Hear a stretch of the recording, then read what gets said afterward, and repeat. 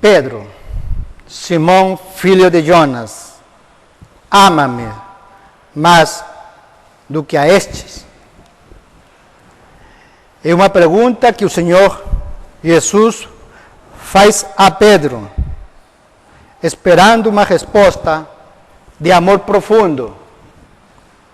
O Senhor espera que Pedro responda de uma forma que o amor que Pedro sente pelo Senhor seja o mais profundo.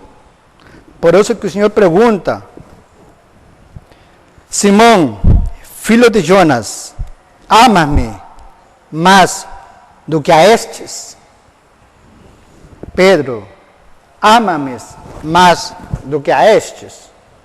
A resposta deveria ser: sim, Senhor, eu te amo mais do que a estes. Mais do que a isto, aquilo e aquilo. Mais. Mas Pedro responde que gostava dele. O Senhor pergunta: Pedro, tu me ágape? Tu me amas, aquele amor sublime, aquele amor a Deus? E Pedro responde: Senhor, eu te filhos. Eu te amo, sim, mas eu te amo como amo a meus amigos. Eu te amo como amo a estes. O Senhor pergunta: Pedro, tu me amas mais do que a estes? Sim, Senhor, eu te amo como a estes. O Senhor queria um amor que seja mente exclusivo dele. Porque isso é amar a Deus. Mas amar a Deus como eu amo a meus amigos, ali tem um problema. E o Senhor pergunta novamente: Pedro, tu me amas? Sim, Senhor, eu te filhos. Eu te amo como meus amigos.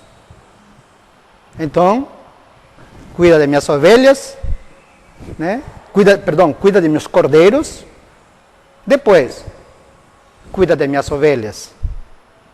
E na terceira pergunta, o Senhor novamente pergunta: Pedro, tu me amas como filhos? Pedro, tu me amas como amas teus amigos? Sim, Senhor, eu te amo como amo meus amigos. Então, continua cuidando das minhas ovelhas.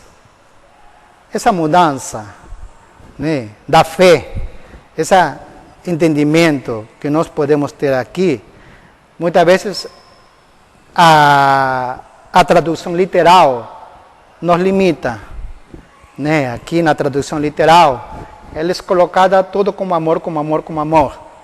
Mas na tradução que nós temos, né, das Sagradas Escrituras, ela é traduzida como ágape e depois como filho, como filho, como filho e como resposta de filhos.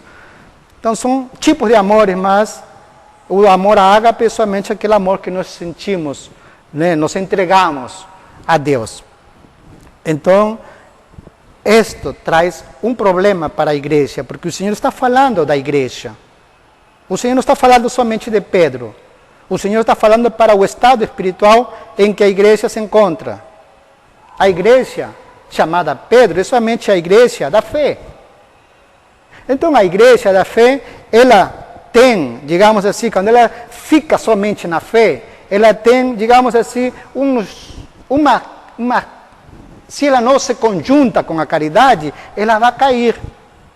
Por isso que o Senhor lhe diz assim: Pedro, quando você é jovem, você botava o cinto e ia para onde você queria.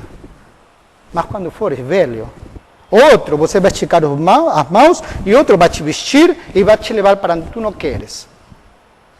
É a fé no seu início. É uma fé que você declara, é uma fé assim desafiadora, mas essa fé desafiadora, se ela não foi conjunta com o amor, se a fé desafiadora que nós temos não for direcionada solamente àquele ágape, aquele total, aquele pleno, e começamos a olhar a igreja, começamos a olhar o Senhor e sua palavra, como nós olhamos um amigo, como nós comparamos as Sagradas Escrituras, como qualquer outro livro comum. Esse tipo de entendimentos, muitas vezes, é a nossa resposta. O Senhor nos pergunta constantemente, pelo nosso nome: tu me amas? Sim, Senhor, eu te amo como amo. Eu amo as Sagradas Escrituras como eu amo outro livro. Eu te amo a ti como eu amo meu amigo. como eu amo meus filhos.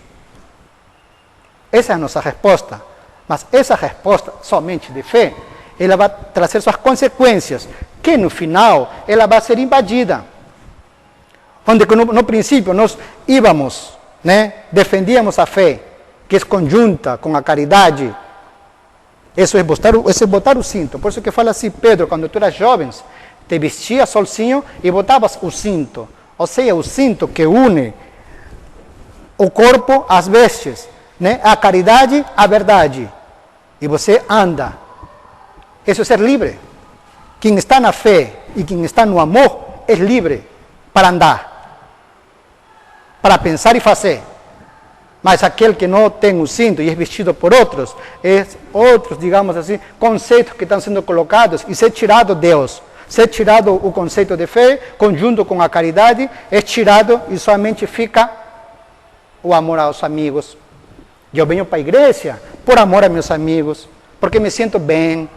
Então, tudo, digamos assim, essa troca de princípios traz suas dificuldades. É tanto quanto, digamos assim, você é conduzido para onde não quer, mas você vai porque os outros dizem, porque os outros querem, ou porque fica feio não ir para a igreja. Mas isso não acaba por aí.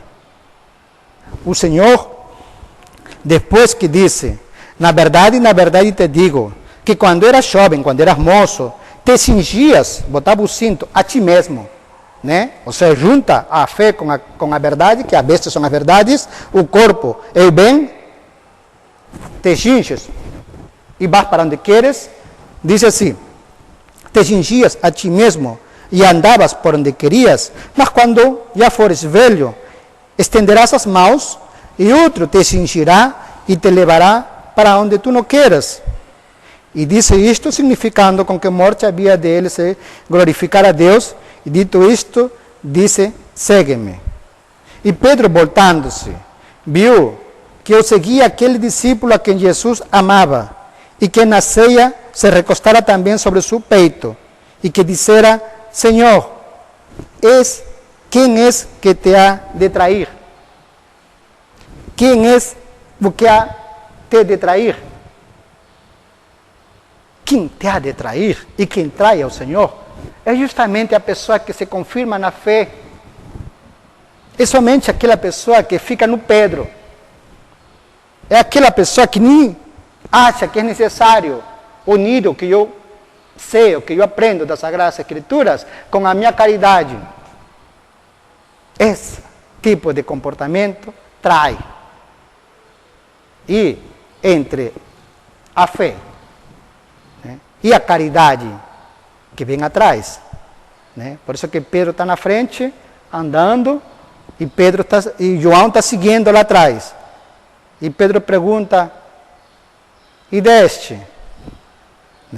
Porque João representa o amor. O que vai ser? E o Senhor disse, que te importa, tio? Que te importa, tio?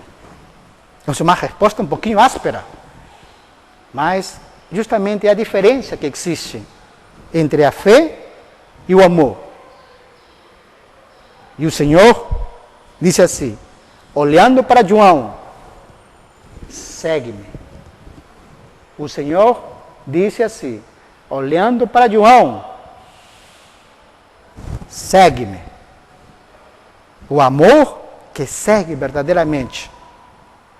Quando o amor segue, a nossa fé muda.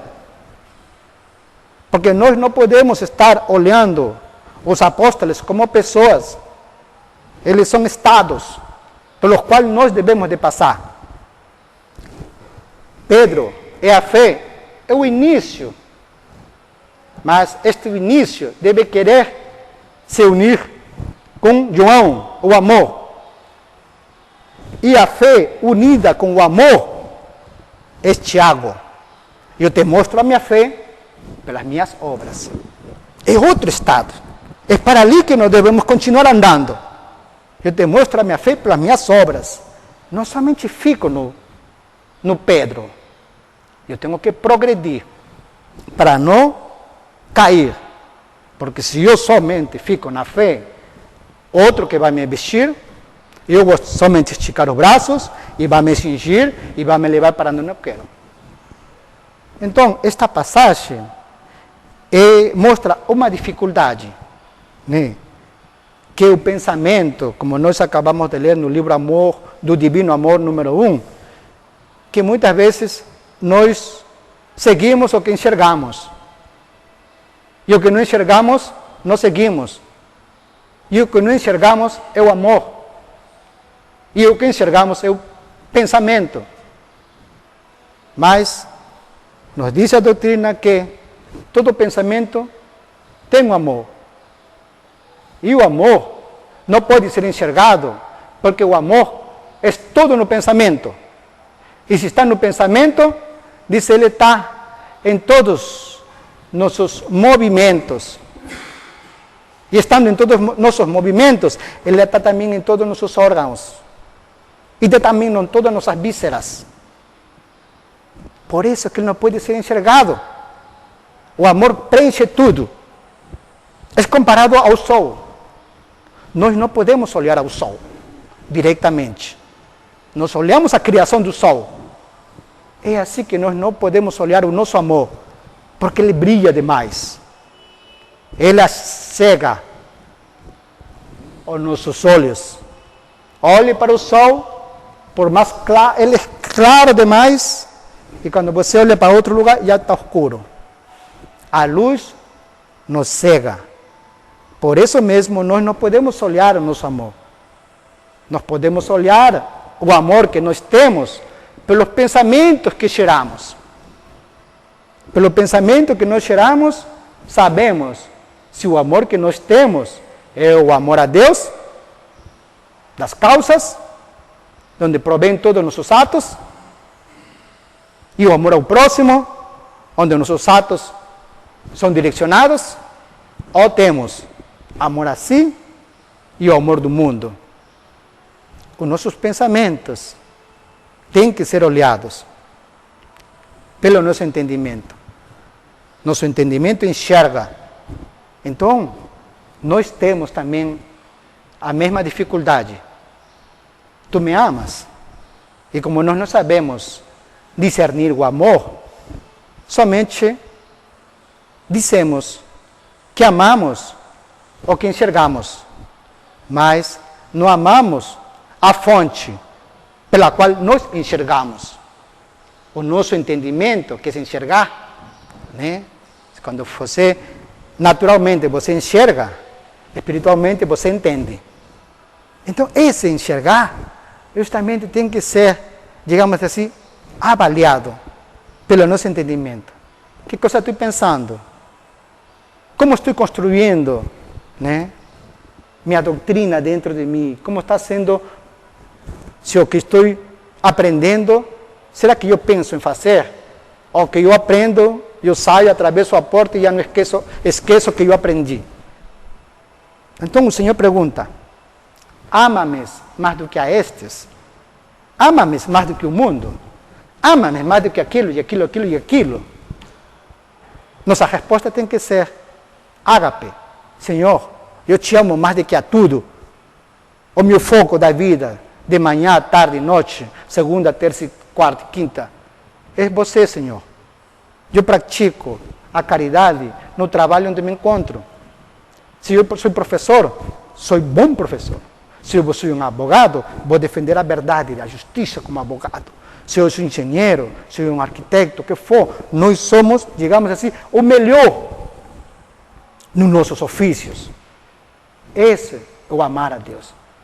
A gente não faz pacto, digamos assim, com nenhum tipo de desonestidade, de mal. Porque entrar nesse campo e aí amar o mundo, amar-se a si mesmo. Então nós devemos sempre responder com esse amor ágape. Pedro, né? E o Senhor chama as suas ovelhas pelo seu nome. Tu me amas? Sim, Senhor. Eu te ágape. Né? A resposta de Pedro foi diferente. E você vê que ele, a nossa resposta, né, é primeiro para cuidar dos dos cordeiros, né? Um cordeirinho, para cuidar da inocência. Mas quando nossa fé não está voltada somente para Deus, ela não cuida da inocência. Ele passa a cuidar da confiança, que é um pouco mais externa. Uma confiança, você tem confiança por alguma pessoa, se vê que aquela pessoa é confiável. E por que a pessoa é confiável? Porque eu deixei aquela pessoa trabalhando e aquela pessoa fez. Você avalia a pessoa. Diferente. A inocência, ela pega da mão de Jesus e vai por onde ele vai. Sabe que por onde Jesus te levar é bom caminho. Que ele te leva para águas frescas, onde tem pasto verdejante. Essa é a inocência. Mas a confiança é um pouquinho mais externa. Então nós passamos, digamos assim, por esses estados. Mas é para sempre cuidar da inocência. Porque só a inocência, ela produz paz. A confiança não. A confiança rápido vira desconfiança. E aí vem os, digamos assim, todos os males que a desconfiança traz. Então a inocência cuida de minhas ovelhas. Mas o Senhor pergunta novamente, porque parece, digamos assim, uma repetição, né? Uma repetição. Às vezes até sem sentido. Pedro, tu me amas? Sim, Senhor, te amo. Pedro, tu me amas? Sim, Senhor, te amo. Pedro, tu me amas? Mas ele está falando, né, dos estados espirituais em que nós muitas vezes passamos e dos perigos. Dos perigos. Então o Senhor quer que nós evitemos de entrar em esses perigos. Então nós temos a fé e temos o amor. São graus diferentes. Graus, digamos assim, totalmente separados, mas porém unidos na prática. Graus de verdade, graus de amor. São conceitos, se não estão unidos. E se são conceitos, quando estão separados, eles não têm vida. A fé fala do amor. E o amor entende das verdades, mas eles têm que ser praticados. A prática é justamente o amar a Deus. É o amor ágape. São os desafios onde você defende sua confissão de fé. Né? Uma confissão de fé é algo muito sério. É diante do Senhor que você declara seu amor e vai defender essa, digamos assim, essa confissão. Passe o que passe. Faça sol, faça chuva, faça o que aconteça, você, seu amor a Deus. Então, se o Senhor nos fosse perguntar, né, a cada um de nós, né, filho, né, filha, tu me amas? Então, nós temos uma resposta a dar. E que essa resposta queira Deus, que seja: te amo, Senhor, te amo, ágape, te amo por sobre todas as coisas. Como teu mandamento ensina, amar a Deus por sobre todas as coisas. Assim, Senhor, eu te amo. Nós esperamos que esse seja o nosso amor por Ele. Oremos para que isso seja uma realidade aqui na igreja, nas nossas famílias e em cada um de nós. No nome do Senhor Jesus Cristo. Amém. A salvação, a glória, a honra e o poder pertencem ao Senhor, o nosso Deus. Amém.